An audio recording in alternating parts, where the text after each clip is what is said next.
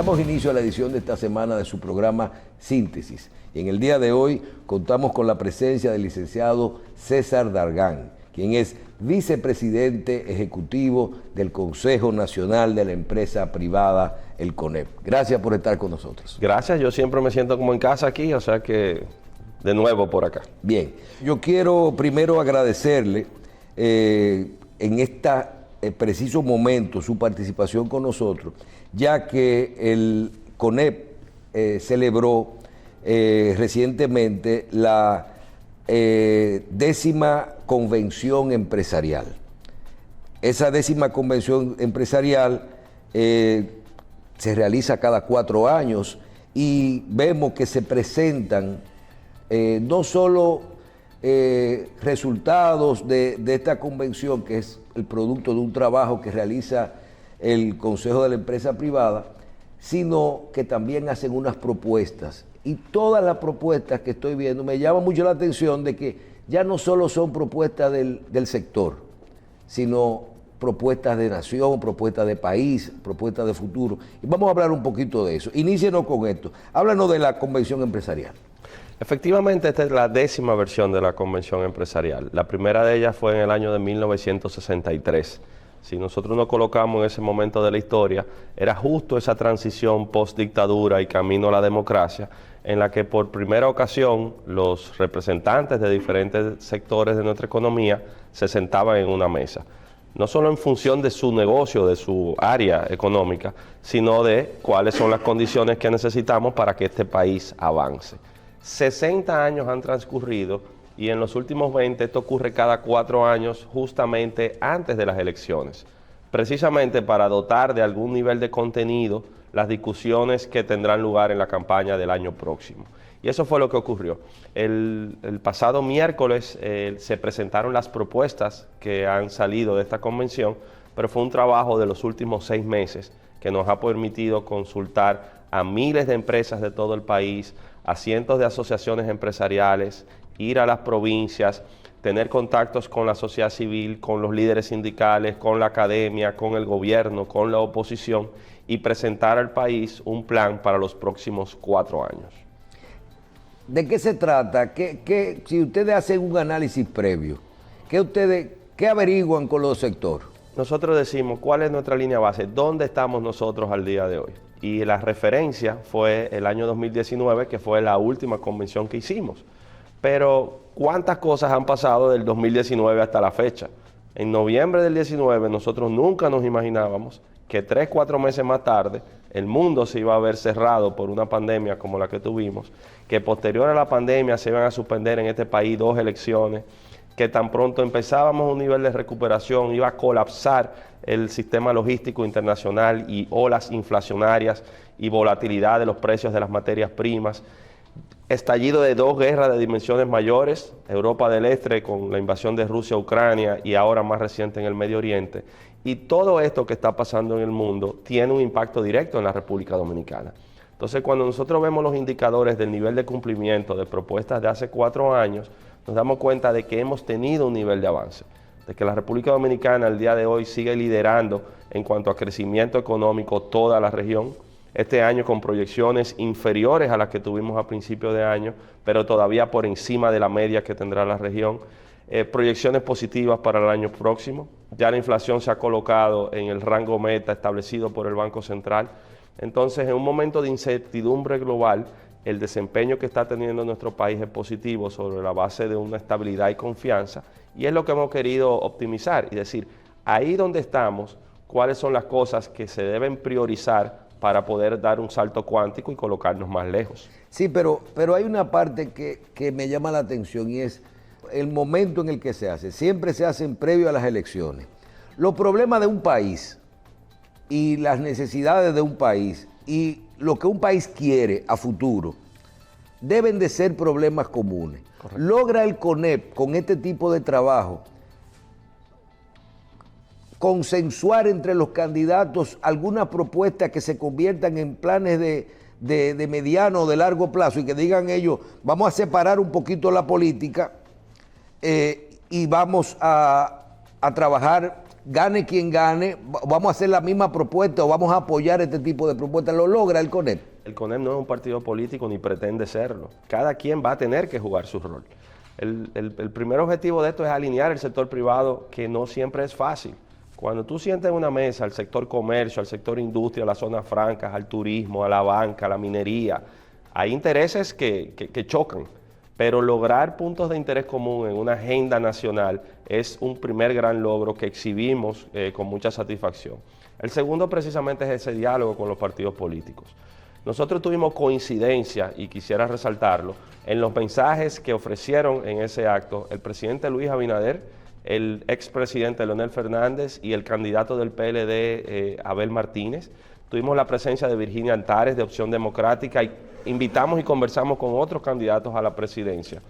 Y en todos sus discursos se resaltó la estabilidad de la República Dominicana permanente en el tiempo y la necesidad de generar confianza y una articulación público-privada para que estas cosas pasen.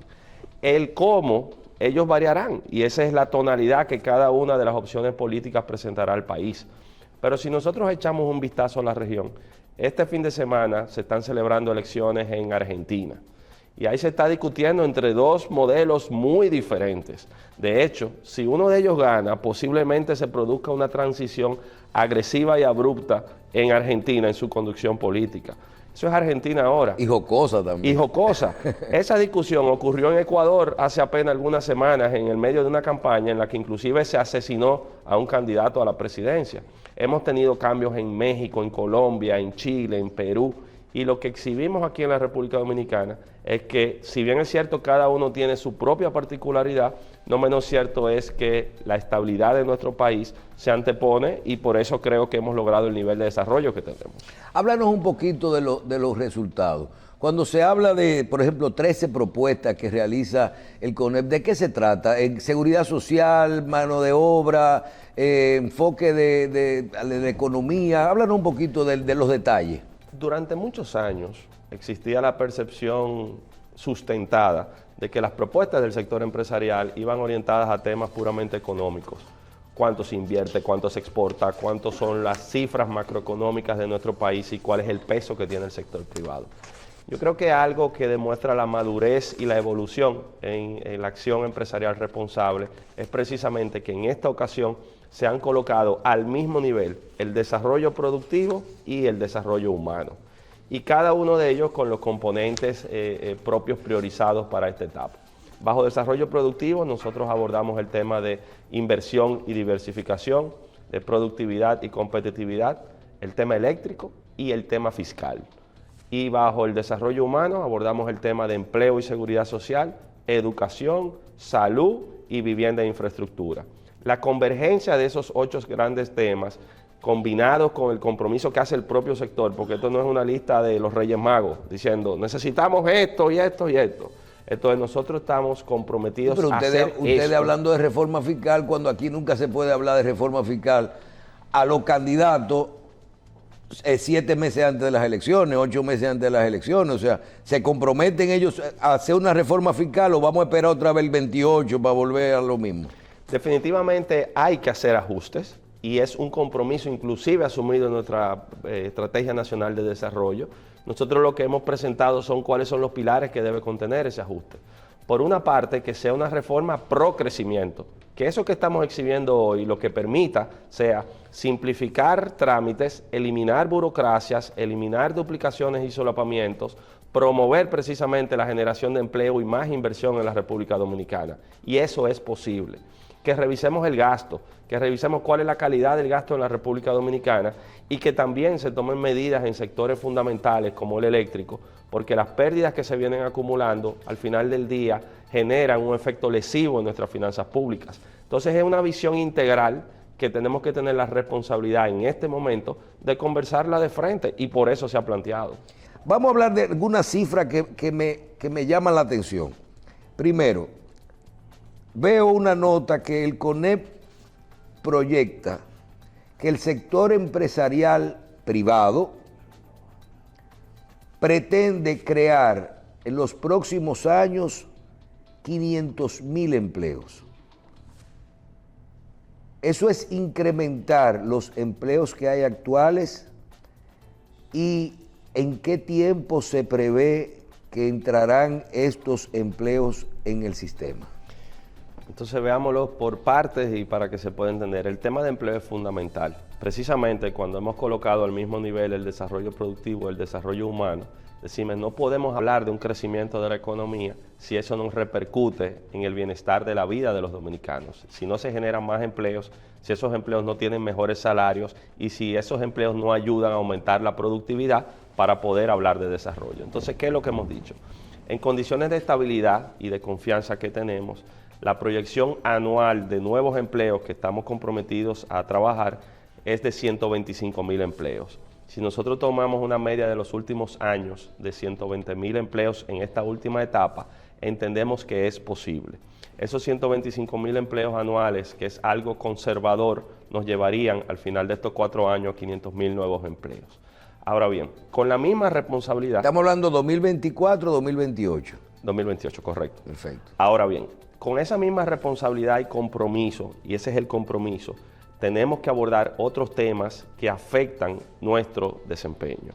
Me refiero a la informalidad, porque cuando vemos números nos damos cuenta de que la nómina privada actualmente representa alrededor, los trabajadores formales que cotizan en la tesorería de la Seguridad Social. Del sector privado. Son el 70% son del sector privado y el 30% son del sector Pero ahí público. no están los informales que son... Y a eso voy. Cuando a eso vemos la informalidad, y el propio Banco Central dice que el 57% de nuestra economía es informal, la nómina de trabajadores formales e informales asciende a 4.5 millones de puestos de empleo, de los cuales el 85% son generados por el sector privado. Los mayores niveles de informalidad... O sea, ustedes tienen el sector privado formal que ustedes representan, tiene ahora mismo por encima de 2 millones de trabajadores. Correcto, y los informales son el 85% del total de empleo en la República Dominicana. Y lo otro es gobierno. Y lo otro es gobierno. ¿Qué sucede? Los mayores niveles de informalidad son precisamente en las micro, pequeñas y medianas empresas. Y ocurre por diferentes razones. Ocurre en algunos casos por desconocimiento, en otros casos por burocracia. Por economía. En otros casos por economía y rentabilidad del propio negocio.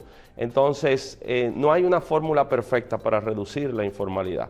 Lo que deben haber son muchas recetas compartidas, porque la informalidad afecta al gobierno en su recaudación, pero afecta al propio privado en una competencia desleal con quien no cumple con las obligaciones que tiene que hacer. Y fuera de la informalidad, que el gobierno debe trabajar conjuntamente para combatir esto, ¿qué otra herramienta puede ayudar el gobierno a ayudar al sector privado, no solo a formalizarse, sino para crear esos empleos? Hablamos de una reforma a la Ley de Seguridad Social. En primer lugar, hablamos de una reforma al Código Laboral y la mantenemos y la adecuamos a estos tiempos. Usualmente se piensa que la propuesta del sector empleador es eliminar la cesantía del Código y que todo se resume en eliminar la cesantía y afectar derechos adquiridos de los trabajadores. Pero eso no es así. El Código Laboral de la República Dominicana es del año de 1992. Déjeme hacerle una pausa. A mí me llama mucho la atención porque hablamos de política. Estamos en un año político. Aquí hay un diputado que planteó la devolución de un 30% de los fondos de pensiones, que tiene muchísimo voto por eso, porque hizo un planteamiento popular sin explicarle a la gente lo que significa eso para ellos mismos. Y recientemente, y yo creo que esto es bueno que la gente lo sepa, aquí ahora en elecciones, en esta semana, hubo otro diputado que presentó un proyecto de ley que no solo, que lo que debiera decir es, vamos a cumplir la Ley de Seguridad Social que planteaba revisar la cesantía, guardar los derechos adquiridos y que los empleados nuevos entraran solamente con el sistema de pensiones, que es lo que no se ha hecho. ¿Usted sabe lo que planteó esa nueva ley esta semana? Que las empresas comenzaran a ahorrar mensualmente el dinero de la cesantía, de las prestaciones. Es un proyecto político de esta semana de un diputado que está en reelección, o me imagino. ¿De eso es que usted se refiere? Yo me refiero a que si nos situamos en el año de 1992 y 31 años han pasado, ese país del cual hemos hablado ha tenido un nivel de desarrollo es muy distinto para el cual se legisló. Los derechos adquiridos de los trabajadores no deben estar en juego. Nosotros no podemos hablar de seguridad jurídica y al mismo tiempo hablar de derechos adquiridos. Lo que sí tenemos es que modificar lo que tenemos. ¿Qué sucede? Los procedimientos bajo el Código Laboral actual son lesivos al trabajador y son lesivos al empleador. El verse sometido a un proceso por una demanda laboral y que muchas veces abogados que hacen una práctica incorrecta del derecho lo utilizan para un lucro personal, lo que hace es que se embarguen empresas, al final del día los propios trabajadores no reciban ese pasivo, esa cesantía que se está reclamando y se genera una distorsión en el mercado. Entonces, modernizar los procedimientos, ajustando los plazos, los mecanismos de prueba, la agilidad y celeridad y transparencia de los procesos es uno de los pilares. La jornada laboral. Aquí hay muchos sectores de nuestra economía que tienen esquemas en el cual se trabaja un número determinado de horas y luego también se ajusta en las horas de descanso para mantener la continuidad de la operación. Y eso es aceptado inclusive en pactos entre trabajadores y empleadores, pero el código todavía no reconoce esa flexibilidad como tal de la jornada laboral. O sea, aquí no está permitido que un empleado haga un acuerdo con su patrón y diga, yo voy a trabajar esto. En el esquema actual no se puede. Se hace ese acuerdo, luego se refrenda en el Ministerio de Trabajo, pero cada vez que tenemos esos niveles de burocracia y de permisología y de lo que tenemos que hacer, porque es en la práctica. Porque ahora hay un rico que yo vi de esos ricos de fuera que dice que él prefiere que se trabaje en 3 días, 12 horas y se acabó el negocio, en vez de 5 días a la semana. Y lo que tenemos, mucho de eso, y le he dado mucho seguimiento a esas propuestas, porque sobre todo quienes la hacen y se convierten en voceros son personas que han liderado empresas que han sido exitosas. Sin embargo, al mismo tiempo que hablan de una flexibilización y limitación en algunos casos de la jornada laboral, hablan de aumentar la productividad y la competitividad de las empresas. Porque ¿qué sucede? Al final del día tú lo que quieres es que el colaborador de esa empresa tenga las mejores condiciones de descanso, de estabilidad en su casa, de acceso a la salud, de acceso de sus hijos a la educación. De pensión. De pensión, de protección de salud, para que cuando llegue a su trabajo, realmente su problema no sea el que está arrastrando de fuera, sino que se concentre en lo que está haciendo. Luego de reformar el Código Laboral, ¿seguridad social? Sí, evidentemente. Y estas propuestas que se han mencionado nos debe llevar a una discusión muy particular. Lo popular no siempre es lo correcto y lo correcto no siempre es popular. Es popular en estos momentos pararnos y decir todo ese tipo de cosas que lo que procuran es destruir un sistema que mucho o poco ha aportado al nivel de estabilidad que nosotros tenemos. En otros países se ha cometido el error de tomar acciones de este tipo, sobre todo en los momentos más drásticos de la pandemia, y el efecto en su economía e inclusive en el bolsillo de los propios trabajadores fue funesto. Entonces nosotros aquí lo que tenemos que trabajar es por un sistema de seguridad social. Primero, reconocer que ha habido un avance importante. Solamente en salud, casi el 100% de la población hoy tiene algún nivel de cobertura. Y no tenemos contributivo subsidiado. Entre el subsidiado y el contributivo, casi el 100% de la población hoy en día tiene una cobertura de salud. Eso no era así antes de la entrada en vigencia de esta ley, cuando teníamos el sistema dominicano de seguridad social y teníamos igualas médicas y otro tipo de cosas. Y las pensiones son bajas, pero hay pensiones. En cuanto a las pensiones, hoy tenemos un altísimo nivel y creciendo de cotizantes, un fondo que se ha establecido con los aportes de esas pensiones, que en gran parte ha crecido por la rentabilidad que ha tenido la administración de ese monto. Y lo que tenemos que pensar es cómo tenemos más y mejor cobertura, cómo tenemos más y mejor pensiones sobre la base de lo que hemos construido, no destruido. Entonces, por eso yo digo de que lo popular no siempre es lo correcto, porque hay mucho espacio de mejora y evidentemente asumirlo con objetividad es fundamental para poder seguir avanzando. En momentos en que muchos países tambalean frente a la demagogia del populismo, la República Dominicana se erige firme sobre la base de nuestra democracia.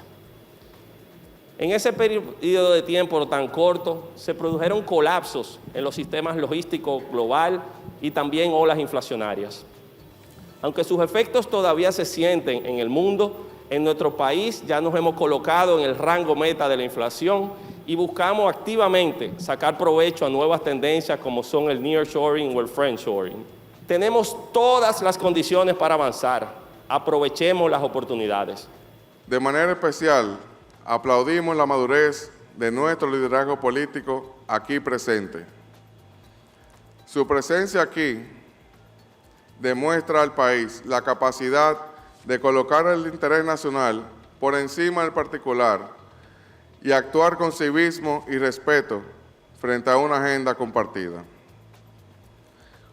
La clave del éxito de lo que hemos logrado en la República Dominicana radica en cimentar nuestro desarrollo en estabilidad política, crecimiento económico sostenido y paz social. Pretendemos que nuestros aportes puedan contribuir a dotar el contenido para el debate que tendrá lugar en esta campaña electoral y enriquecer el programa de gobierno del próximo cuatrenio.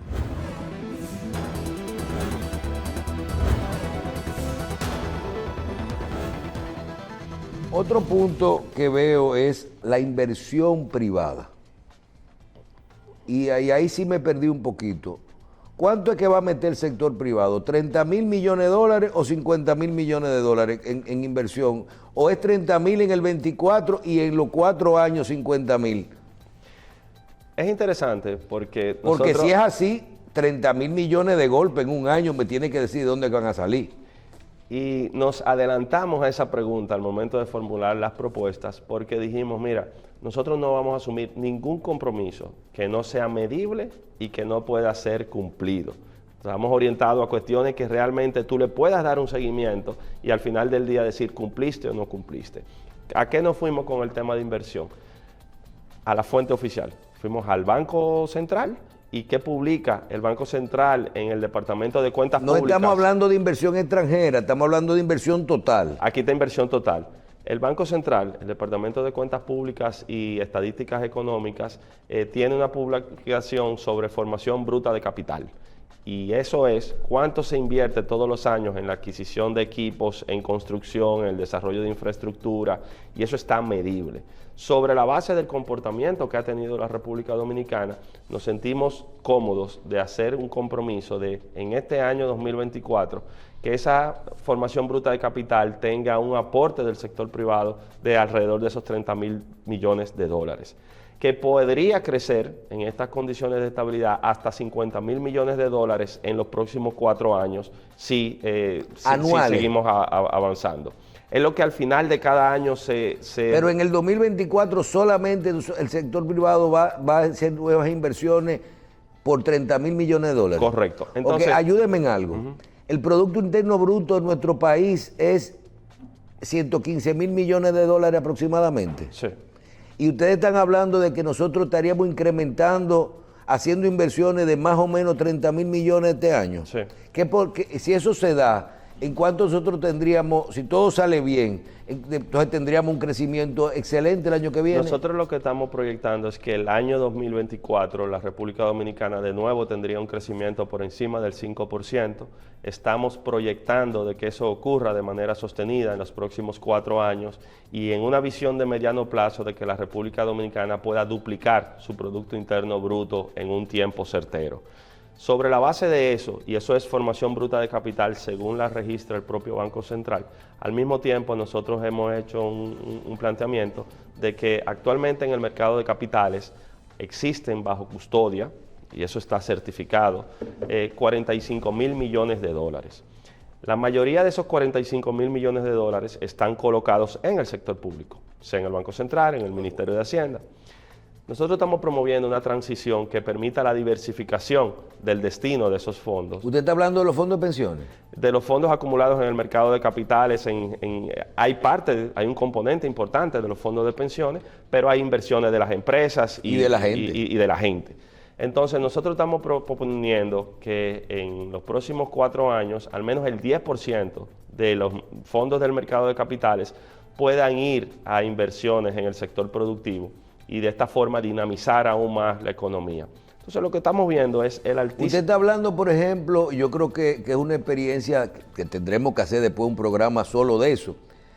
Por ejemplo, si en este año una persona que tenía 10 millones de pesos en el Banco Central en bonos y decidió sacar esos 10 millones y dejar 5 nada más, y comprar 5 millones en acciones en César Iglesias, un mecanismo nuevo de inversión. ¿Eso es lo que usted se refiere? Ese tipo de operaciones. En otro tipo de inversión que sea garantizada, pero no necesariamente en bonos de Hacienda o Banco Central. La ley del mercado de valores de la República Dominicana es relativamente reciente. Sin embargo, en una etapa inicial enfrentó muchísimos obstáculos de ser atractiva, precisamente por temas que tenían que ver con el costo impositivo, con los procedimientos, con la responsabilidad misma en las emisiones de acciones. Pero se han producido la gran mayoría de esos ajustes. La regulación de la superintendencia ha ido avanzando también y por eso hemos visto una proliferación de emisiones de empresas en esta última etapa. Nosotros entendemos que hay un altísimo potencial en el corto y mediano plazo para que esto pueda seguir ocurriendo y esto se constituye en una fuente interesante de inversión, pero al mismo tiempo en un financiamiento para la actividad que pueda llevarnos a estos niveles de desarrollo. Bien. Hay otro tema que quiero aprovechar el momento que vive el país y la participación suya, que conoce todos los sectores, porque es bueno que la gente sepa que el Consejo Nacional de Hombres de la Empresa Privada, el CONEP, tiene un componente interno muy complejo, porque así como usted menciona, miren, los industriales, los zonas francas, el sector financiero, el sector turismo, el sector construcción, o sea, todos los sectores diferentes, la minería. Son 64 asociaciones, 76 empresas directas, sí, pero esas 64 representan 60.000 empresas de todos los sectores bien, y todos los tamaños. Pero son renglones diferentes. Cuando uno ve todo esto, cuando usted ve todo esto, y el problema que nosotros tenemos con Haití, que es nuestro segundo socio comercial. Yo recibí una información en estos días que me llamó mucho la atención, que dice que aquí una sola empresa dominicana le estaba vendiendo el 30% de su producción a Haití. Sí. Dentro de estos sectores, con lo que está ocurriendo con Haití en este momento, que no se trata de un cierre de una frontera, ya esto es un problema de sistema haitiano que colapsó. ¿Qué tanto le preocupa a ustedes que esto le pueda perjudicar a su sector, a los empresarios que dejan de vender y a los industriales y al sector agropecuario, a muchísimos problemas que hay y también a lo que esto puede significar, por ejemplo, al crecimiento, a las ventas del país, a la mano de obra? El futuro que estamos proyectando de la República Dominicana obligatoriamente tiene que tomar en cuenta el componente Haití.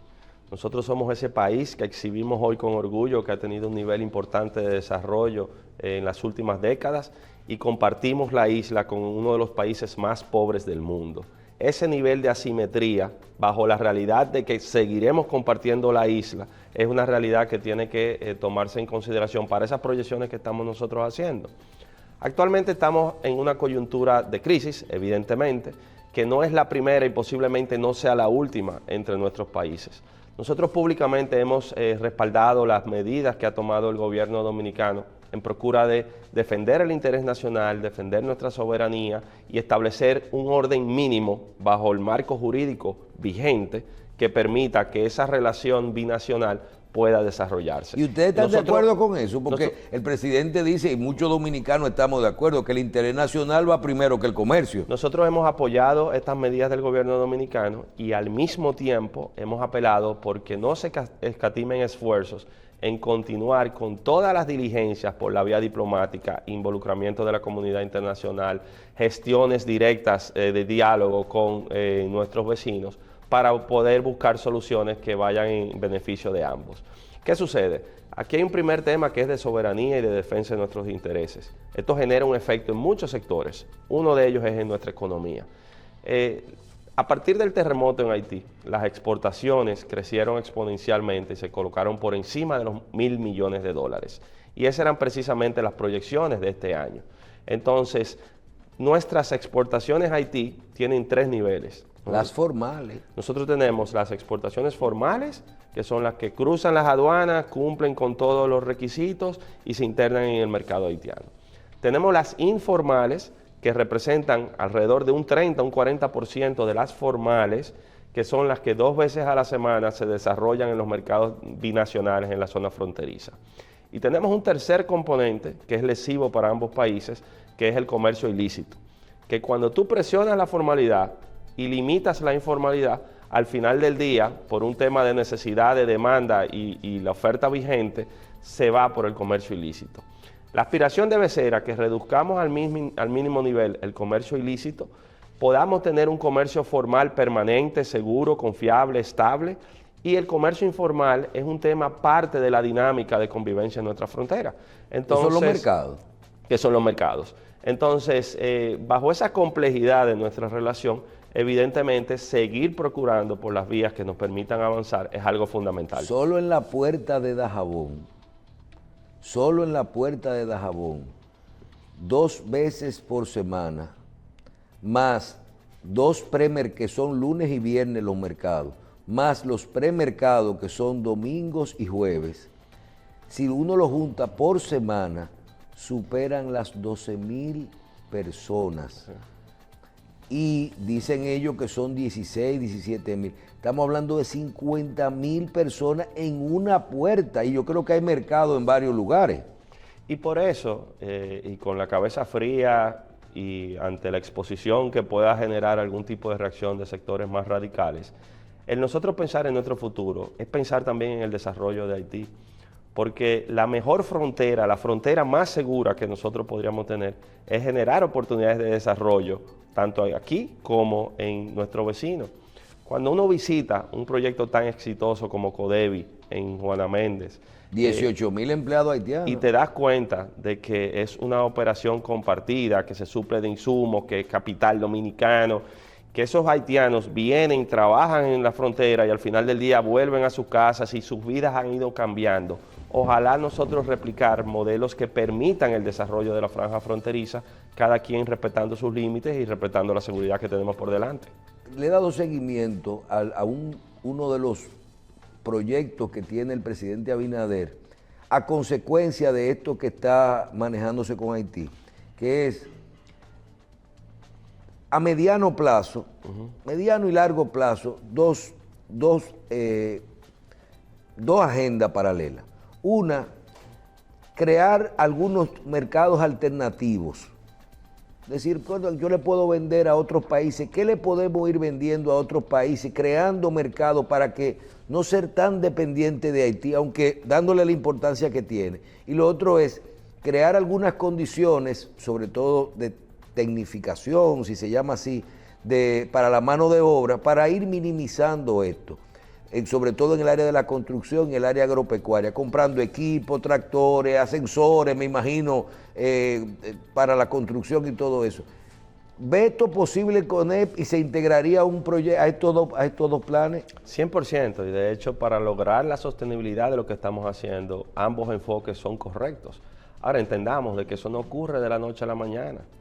Ni el productor dominicano sale hoy y dice yo no le voy a vender a Haití, yo hoy le voy a vender a Jamaica o a México o a Colombia. Ni tampoco la demanda haitiana se suple de la noche a la mañana de otro mercado. Eso tiene que ser algo gradual y por eso hemos expresado todo nuestro respaldo de diversificación que ya ha venido ocurriendo en la República Dominicana. Nosotros hace algunos años, cerca del 2004, cuando entramos en el Acuerdo de Libre Comercio con los Estados Unidos y Centroamérica, el DR-CAFTA, el 75% de nuestras exportaciones iban al mercado de los Estados Unidos y por eso era la importancia de contar con un acuerdo como ese. Sin embargo, hoy en día, el 50% de nuestras exportaciones van al mercado de los Estados Unidos. Es decir, de nuestra oferta hemos diversificado los mercados y eso ha ido en beneficio precisamente de que cuando ocurre una crisis en el determinado momento, tú tienes otras opciones. Entonces eso no ocurre de la noche a la mañana. Y los procesos de mecanización igual, lo que traerían sería mayor productividad en muchos renglones de nuestra economía, sobre todo en el tema agrícola, pero es una transición gradual que debe ocurrir. Entonces, sigamos trabajando pensando en esos temas a mediano y largo plazo, sin descuidar lo que seguro tenemos ahora mismo, que es esa realidad. Saludos. Quiero expresar mi más sincera admiración y reconocimiento a las empresarias y empresarios del país que han participado activamente en la 10ª Convención Empresarial. Este ejercicio de diálogo liderado por el CONEC no solo demuestra un compromiso real con la democracia, sino que también pone de manifiesto la acción concreta detrás de las palabras. Respaldo los resultados obtenidos en este proceso, que deja sin lugar a dudas que tanto el sector privado dominicano como nuestra visión de país tiene valores innegociables como es el bienestar de las personas.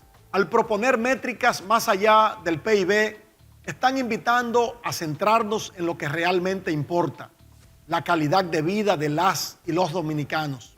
Admiro, sin embargo, el serio esfuerzo del empresariado que se ha unido en torno a la iniciativa de elaborar nuevos conceptos e ideas que contribuyan a la formulación de un nuevo modelo de desarrollo nacional fundamentado en el bienestar de las personas. Nada más acertado. No podemos tener un modelo de desarrollo económico que, aunque garantice crecimiento económico sostenido, no tiene impacto en la mejora de la calidad de vida y en la movilidad social de nuestros ciudadanos. Por eso, estaremos muy atentos a los resultados que saldrán de este gran cónclave empresarial, pues estoy seguro que una vez más contribuirán a trazar la ruta de la prosperidad y el progreso de la sociedad dominicana.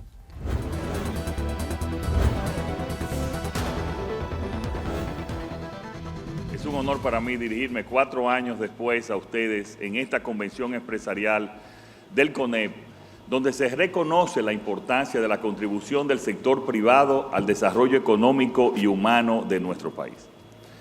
Quiero destacar la importancia del diálogo, del acuerdo, de las propuestas como herramientas fundamentales para promover un crecimiento económico sostenible y beneficioso para todos y para todas. No solamente con el sector privado, sino también con los partidos políticos.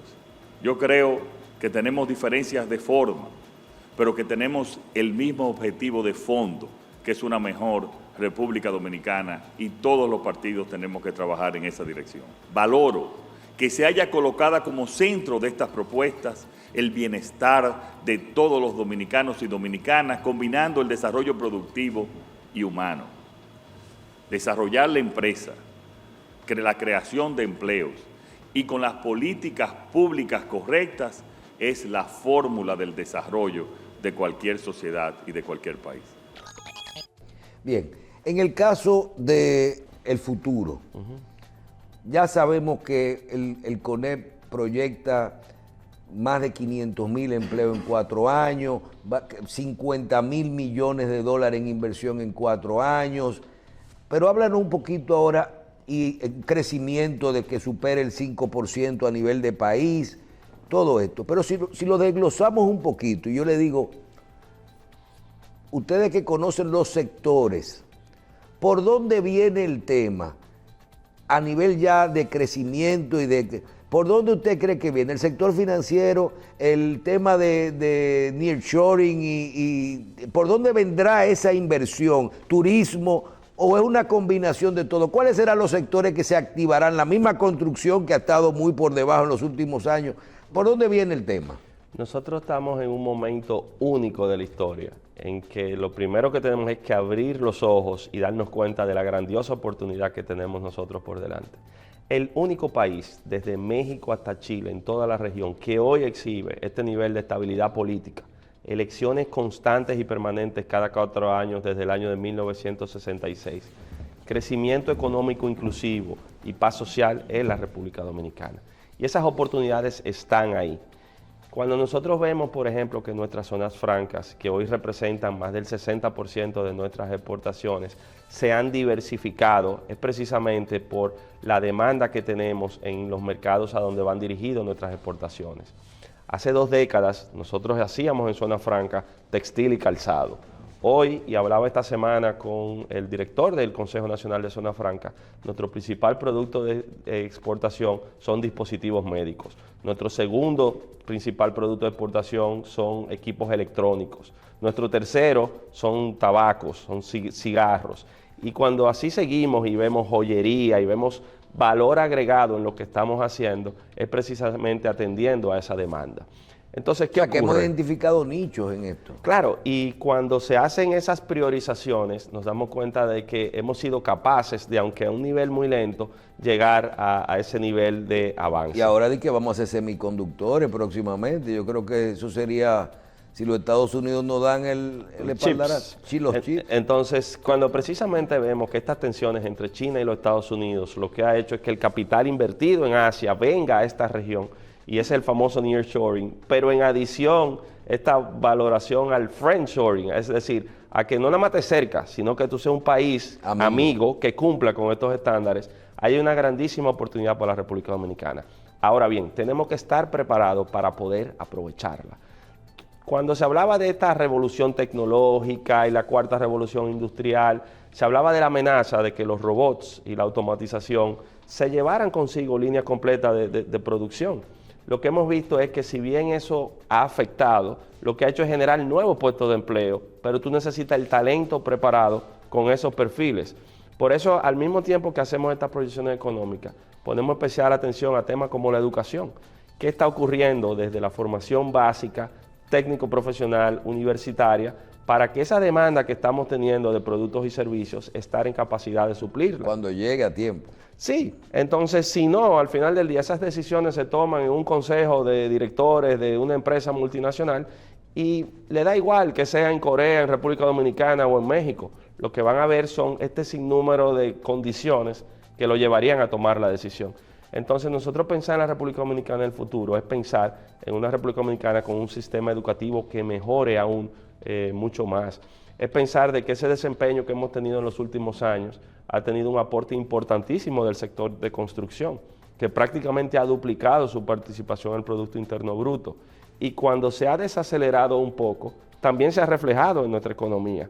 Entonces, pensar en construcción para suplir el déficit de vivienda, pero también para desarrollo de infraestructura. Pensar en sectores que tienen un potencial altísimo como la minería y qué estamos haciendo en República Dominicana para garantizar, primero, que siga siendo una minería responsable, pero segundo, que pueda ampliar las inversiones existentes y atraer nuevas inversiones.